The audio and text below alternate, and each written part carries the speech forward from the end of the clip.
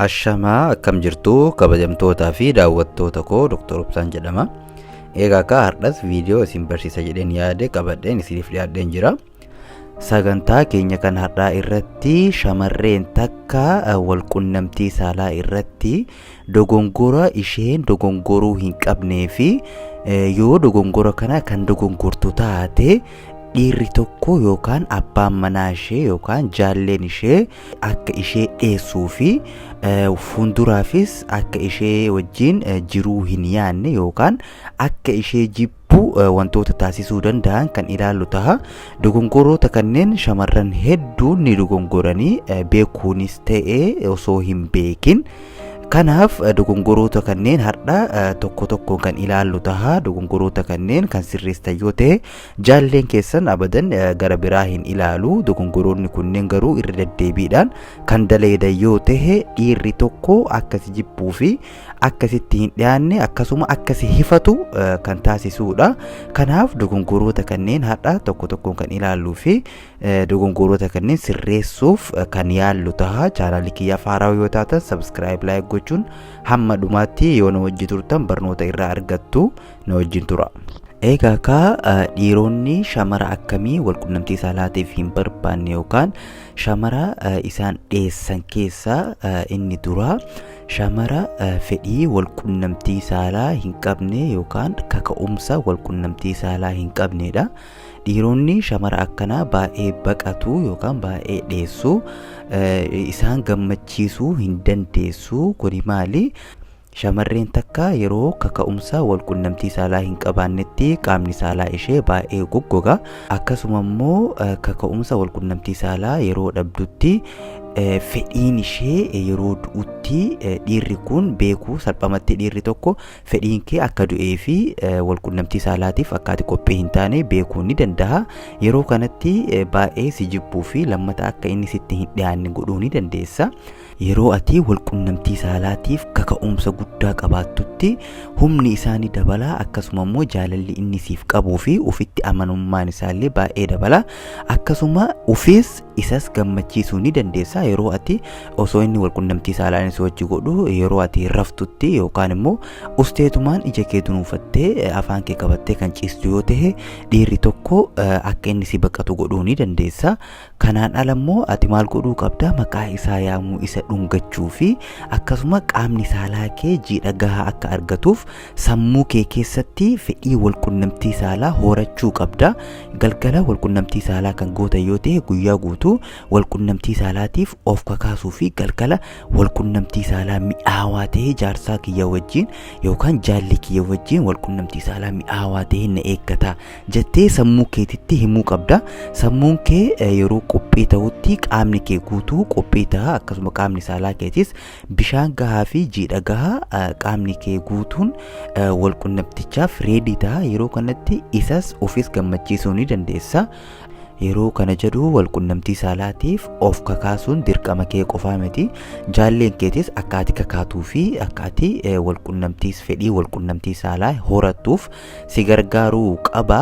Kuni dhiironnis jaalleen teessan akka walqunnamtii saalaatiif kaka'umsi ishee dabalu ganamarraa kaastanii ishee gargaaruu fi ishee gammachiisuun baay'ee barbaachisaadha. Walumaa galatti shamarreen takka fedhii walqunnamtii saalaa kan hin qabaanne yookaan kaka'umsi walqunnamtii saalaatiif isheen qabdu baay'ee du'aa kan ta'u yoo ta'e dhiironni shamara akkasii ni baqatu. Deebi'anis ishee wajjin walqunnamtii saalaa godhuu hin barbaadani. Kanaaf of kaka'umsa walqunnamtii saalaa keessanii dabaluun barbaachisaadha. Kaka'umsi walqunnamtii saalaa irra jireessi dalagaa sammuuti. Kanaaf sammuu keessan walqunnamtii saalaatiif qophii godhuu fi jaallee keessanis ofis gammachiisuu ni dandeessu. Dhiironni akkasii baqatanii fi akkasii hin jaallanne yookaan irra deebiidhaan walqunnamtii saalaa si wajjin godhuu akka hin feene wantoota godhuu danda'an keessa inni lammaffaan qaama kee kan hin jaallanne yoo ta'edha. Kana jechuun maali? Qaama keetitti kan qaanfattuu fi yookaan kan saalfattuu fi qaama kee isa argisiisuu kan hin feene yoo ta'e atis qaama keessan akka inni hin laalle kan dhoositu yoo ta'e dhiironni shamara akkasii hin jaallatanii.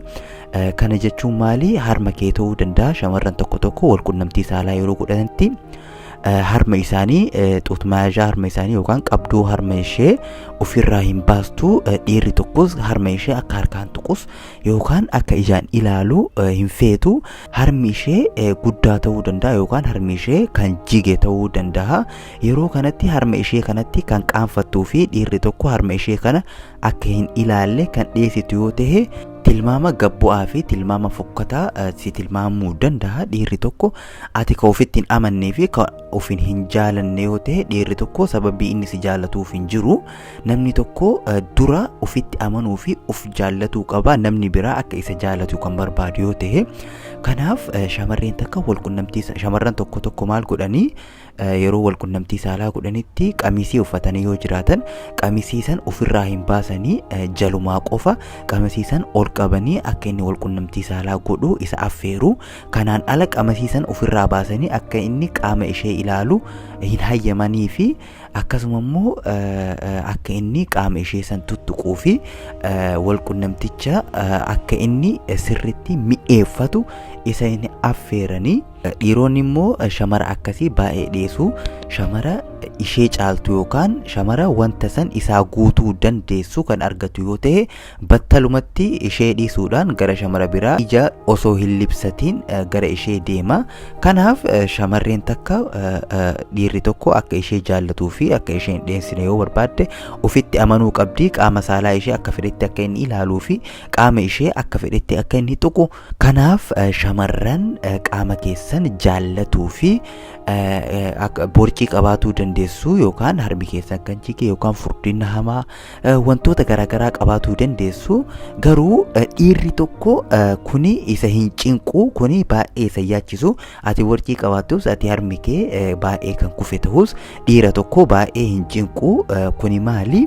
Ufitti amantummaa yookaan qabaattu ta'e qaama kee kan jaallattu yoo ta'e harma san yookaan garaa san isa kan hin dhoyfanne yoo ta'e akkasuma immoo akka inni garaa san tuttuquu fi harma san irra gangalatu kan isa affeertu yoo ta'e dhiirri tokko baay'ee si jaallatuu fi qaamni kee kan isa hin yaachisnee fi kan isa hin dararre ta'a. Kanaaf shamarreen takka ofitti amantummaan baay'ee barbaachisaadha. Dhiirri shamara ofitti hin amanne hin jaallatu akkasuma itti hin siqu. Kanas sirreessuun baay'ee barbaachisaadha.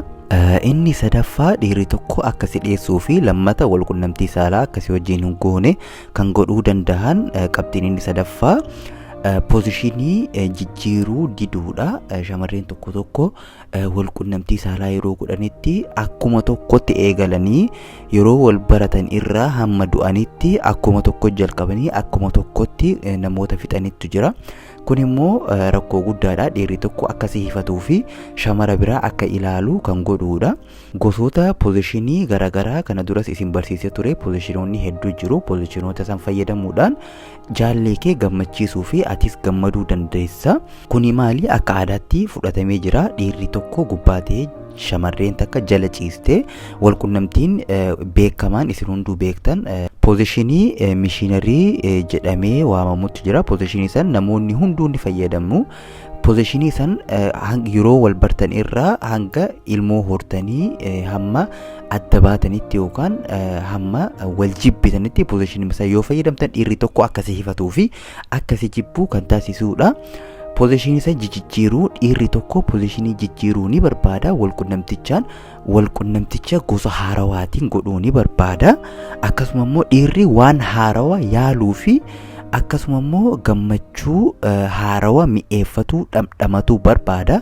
Kanaaf shamarreen takka dhiirri tokko akka si jaallatuu fi akka shamarree biraa hin ilaalle kan barbaaddu yoo ta'e akkasuma jaartii lammaffaa sadaffaa fi afuraffaa akka inni hin yaanne kan barbaaddu yoo ta'e yookaan immoo jaallee osoo ati jaallee isaa taatee jirtu shamara biraa dhaqee walqunnamtii saalaa kan goone yookaan akkasirratti hin sagaagalle kan barbaaddu yoo ta'e pozishinii jijjiiruu fi gosoota walqunnamtii saalaa kana dura aan isin barsiise gara hojiitti kan jijjiirtan yoo ta'e pozishinoonni sunneen qaama saalaa keessan irrattis miidhaa akka hin geessine safuu fi amantii wajjiinis kan wal hin xuune akkasuma poozishinii bareedaa fi gara saayinsiinitis ta'e kan gorfamudha. Kanaaf wantoota sanneen dalagatee jijjiiruudhaan poozishinii jijjiiruun abbaa manaa kee gammachiisu akkasuma jaallee kee wajjin jaalala mi'aawaa fi walqunnamtii saalaa mi'aawaa ta'e godhuu ni dandeessu. Inni afuraffaa fi inni dhumaa dhiirri tokko akka si dhiyeessuu fi lammata walqunnamtii saalaa si wajjin hin goone kan taasisuu danda'an keessaa inni dhumaa shamara qulqullina ofii hin eeggannedha. Kuni dhiirotaafis shamarrootaafis kan dalaguudha. Shamarreen takka walqunnamtii saalaa duras ta'ee walqunnamtii saalaa booda qulqullina ofii kan hin eeggannee fi akkasuma qaamni ishee hafuura hamaa kan qabaatu yoo ta'e akkasuma qaamni saalaa ishee hafuura badaa fi qulqullina kan hin qabaanne yoo ta'e dhiirri tokko akka si dhiyeessuu fi si wajjinis deebi'ee walqunnamtii saalaa akka inni hin goone lammata akka inni siin hawwinee fi appitaayitii isaa guutumaan guututti kan cuftu ta'a. Kanaaf walqunnamtii saalaa duras ta'ee booda qaama keessan qulqulleessuu fi foolii keessanis foolii bareedaa qabaattanii jaallee kee wajjin walqunnamtii saalaa godhuu dandeessu. Kanaan ala garuu akkuma kana dura isiniif himetti walqunnamtii saalaa dura kireemii garaagaraa qaama keessan hin dibatina. Akkasuma immoo qaama saalaa keessan wantoota qaama saalaa foolii qaama saalaa urgeessuu danda'an jedhamanii gurguraman kana hin fayyadamina. Kuni yeroo keessa qaamni saalaa keessan akka foolii hamaa qabaatuu fi infekshinii garaagaraa qaama saalaa keessan irratti uumuu ni danda'a. Kana malees nyaata qimamiin itti baay'ate nyaattanii walqunnamtii saalaa hin godhina.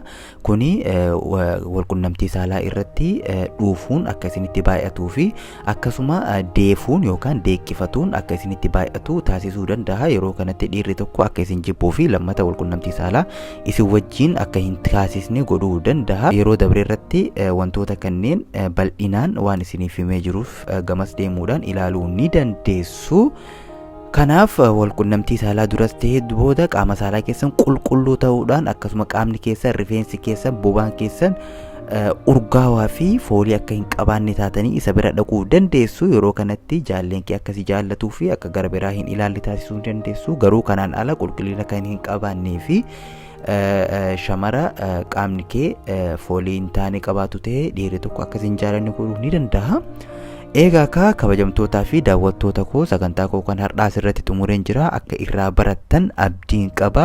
Gaaffii kamuu yoo kan qabaattan ta'e koomantii irra naaf kaayuu ni dandeessu. Gaaffii keessan nan ilaala.